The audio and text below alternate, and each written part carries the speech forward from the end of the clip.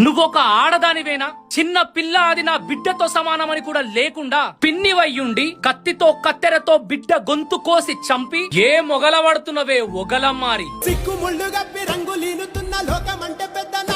జగిత్యాల్ కోరుట్లలో మొన్న శనివారం హితిక్ష అని 5 సంవత్సరాల పాప పక్కింటి బాత్రూమ్ లో గొంతు తెగి శవమైపడుంది.